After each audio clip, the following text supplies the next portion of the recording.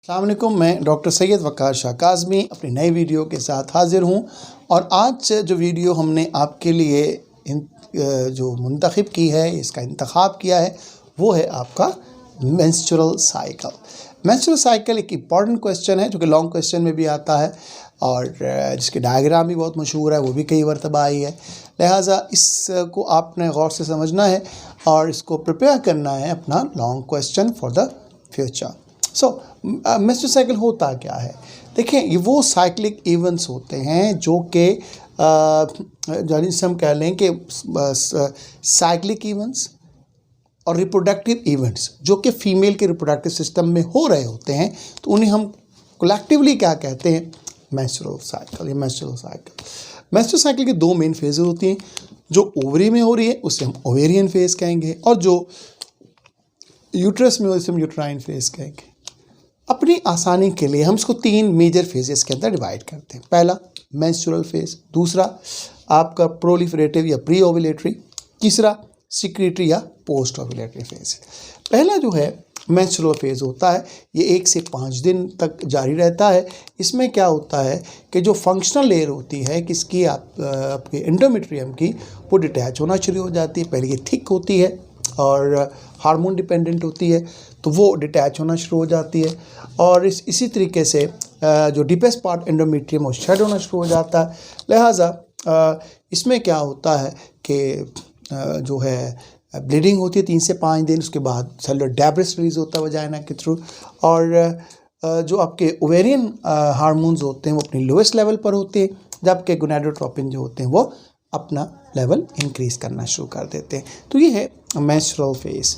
Menstrual phase में पहला आप याद रखिएगा कि फंक्शनल लेयर जो होती है एंडोमेट्रियम की वो डिटैच होती है। उसके बाद डीपेस्ट पार्ट एंडोमेट्रियम वो शेड हो रहा होता है, ब्लीडिंग हो रही होती है, सेलुलर डेब्रिस रिलीज हो रहा होता है 3 से 5 दिन और वजाइना के थ्रू।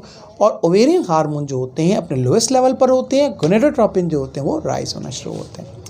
प्रोलिफरेट फेज के अंदर सबसे पहले FSH का लेवल बढ़ेगा। FSH level follicle stimulating hormone का लेवल बढ़ना शुरू होगा। जब इसका लेवल बढ़ेगा तो फॉलिकल अपना साइज़ इंक्रीज़ करना शुरू करेंगे ओवरी के अंदर। अब एक कंपटीशन स्टार्ट होगा फॉलिकल्स के अंदर और उनमें एक डोमिनेट करेगा, अपना साइज़ बड़ा कर लेगा, रेस्ट जो होंगे वो डिजनरेट कर जाएंगे और इस प्रोसेस को हम कहेंगे फॉलिकुलर एट्रेजिया।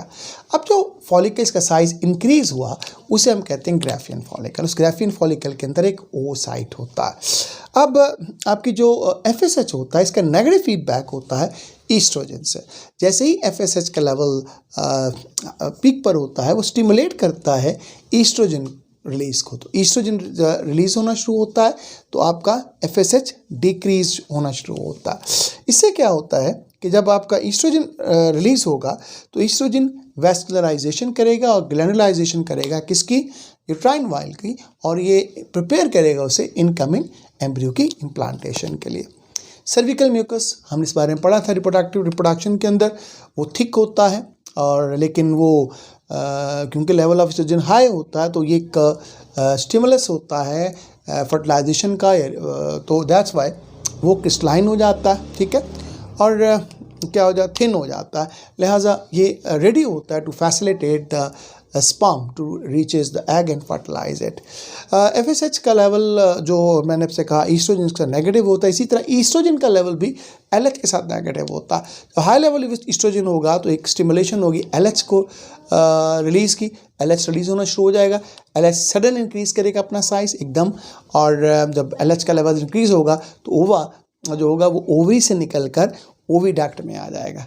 जब ओवा वहाँ से निकल के ओविडक्ट में आ जाएगा तो इस प्रोसेस को हम ओव्यूलेशन कहते हैं और ये प्रोसेस 5 मिनट के अंदर पूरा होता है। LH जो होता है कन्वर्ट कर देता है किसको?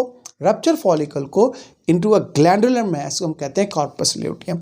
जैसे ही कॉर्पस ल्यूटियम बन जाती हैं तो ये 6 to 14th डे हो जाता है, 14वां दिन। सिक्रेटरी पोस्ट फेज को 15 to 28 डेज का होता है, ठीक है। 15 डेज पे शुरू होता है और 28th डे पे ख़त्म होता है। इसमें क्या होता है कि एंडोमेट्रियम प्रिपेयर करती है for the implantation of the embryo. और लिहाजा जो आपका प्रोजेस्टेरॉन होता है वो इफ़ेक्ट करता है सबसे पहले आपकी एंडोमेट्रियम पर, और जो एंडोमेट्रियम होती है उसके अंदर डायलेट कर देता है आर्टरीज़ को। जब आर्टरीज डायलेट हो जाती हैं तो फंक्शनल लेयर कन्वर्ट हो जाती है किसके अंदर, ग्लैंडुलर लेयर के अंदर। इसी साथ साथ जो यूट्राइन ग्लैंड्स होते हैं लार्ज होते हैं, कॉइल्ड होते हैं, रिलीज़ करते हैं ग्लाइकोजन, और यही ग्लाइकोजन इनिशियल फूड होती है इनकमिंग एम्ब्रियो के लिए। अगर तो फर्टिलाइजेशन हो जाए फिर तो डेफिनेटली आगे का प्रोसेस डेवलपमेंट का, बर्थ का, वो स्टार्ट हो जाता है। लेकिन अगर फर्टिलाइजेशन नहीं होती तो फिर क्या होता है, सबसे पहले कार्पस ल्यूटियम डिजेनरेट हो जाती है, इससे आपका LH लेवल डिक्लाइन करता है, प्रोजेस्टेरॉन लेवल भी कम हो जाता है, और 28th डे के ऊपर जो मेंस्ट्रुएशन होती है वो दोबारा इनिशिएट कर जाती है, मेंस्ट्रुअल फेज दोबारा स्टार्ट हो जाता है। और मेनार्च जो पहला मेंस्ट्रुएशन से मेनार्च कहते हैं, और जब मेंस्ट्रुएशन बंद हो जाए तो उसे हम कहते हैं मेनियोपॉज। ठीक है जी, ये है आपका ग्राफिकल एक्सप्लेनेशन है कि किस तरीके एस्ट्रोजन रिलीज इंक्रीज होने के बाद डिक्रीज़ हो रहा है, और फिर प्रोजेस्टेरॉन इंक्रीज होने के बाद डिक्रीज़ हो रहा है। इसी तरीके से आपका FSH एंड LH का है कि जब लेवल ऑफ FSH आपका कम होगा तो LH जो होगा वो अपनी पीक पर होगा।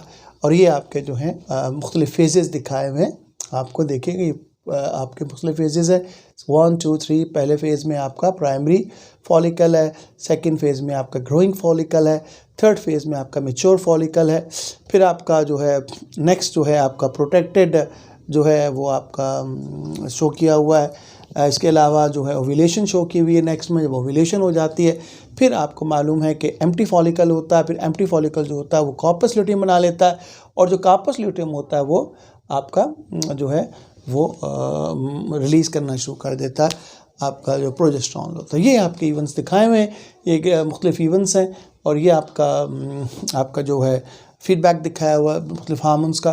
तो ये है आपकी menstrual cycle. It's very important question, hope कि आपको समझ आ गया होगा। मज़ीद वीडियो देखते रहिए, लाइक करते रहिए, क्वेश्चन और फीडबैक में ज़रूर पूछिएगा, और अच्छे और होपफुल कमेंट्स दिया करें। हम आपके लिए मेहनत करते हैं तो आप भी उसका रिगार्ड क्या करें, और करते भी हैं। Thank you very much. अस्सलामु अलैकुम वरहमतुल्लाहि वबरकातुहू।